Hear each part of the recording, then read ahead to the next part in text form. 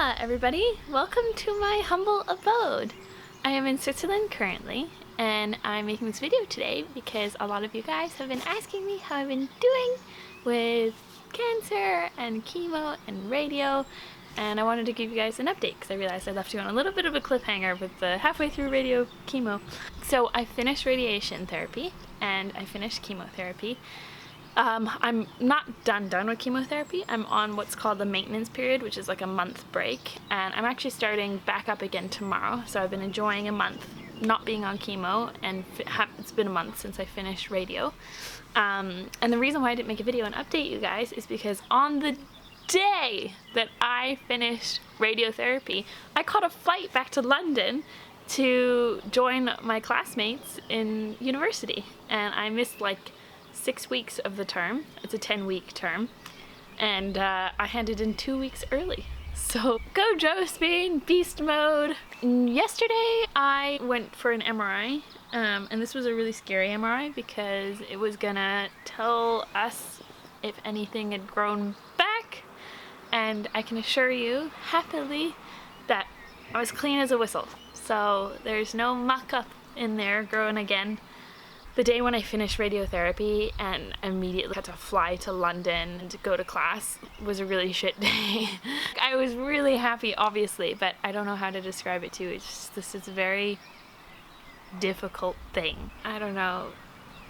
Cancer, it's kind of hard to get super stoked about anything. So anyway, but I obviously am very happy. And the same thing with yesterday. I actually had a really bad day yesterday. They sticked me like 10 times when they could have just like left the port in my arm and like whatever. Anyway, but today I'm obviously a lot happier because I can slowly let the repercussions and the thoughts of yesterday come to fruition. So anyway, I'm now gonna start chemo again tomorrow. And I will be on that chemo for 6 to 12 months.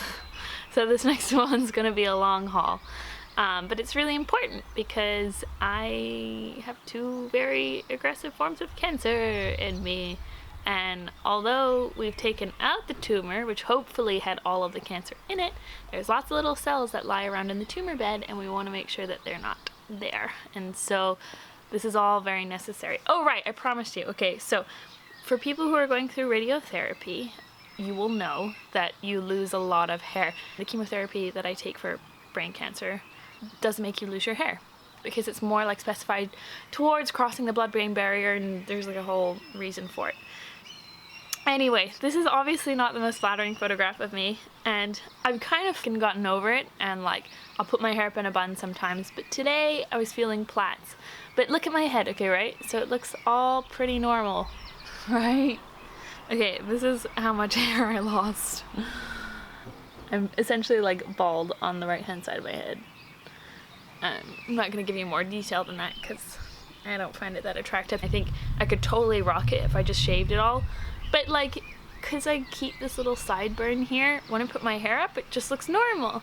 I don't know, I'm kind of torn. I may just sort of give up one day and just sort of like shave it. Because the reason why you lose your hair with radiotherapy or types of chemotherapy is because cancer, as you know, is like a very rapidly dividing cell, and so both of these treatments target rapidly dividing cells, and your hair follicles are very rapidly dividing cells, and so that's why lots of people will lose their hair. Yeah, I still have that really claustrophobic mask from my radiotherapy, and I think I'm gonna make a piñata out of it and everybody can bash it. Kind of a little bit of a violent ending. Or I was thinking about making a little for the hérissons. I forgot what they're called. They're little spiky little creatures. Hedgehog, that's it. So I was gonna make a little hedgehog home. Or a chia pet. I don't know, we'll figure it out. Honestly, the amount of people that have come out of the woodwork to tell me that they've gone through something similar, or they're going through cancer, or they're going through radiotherapy, I just honestly, like, I know where you're at, and I'm really glad that I can share this with you guys. And yeah, I mean, I know that I'm really happy and optimistic, and I feel like that's what most of you guys are saying, but to those of you who are going through something similar, I'm not like this all the time. This is one of the hardest things that anyone will have to go through in their lives. And I'm very grateful for it because I'm extra badass.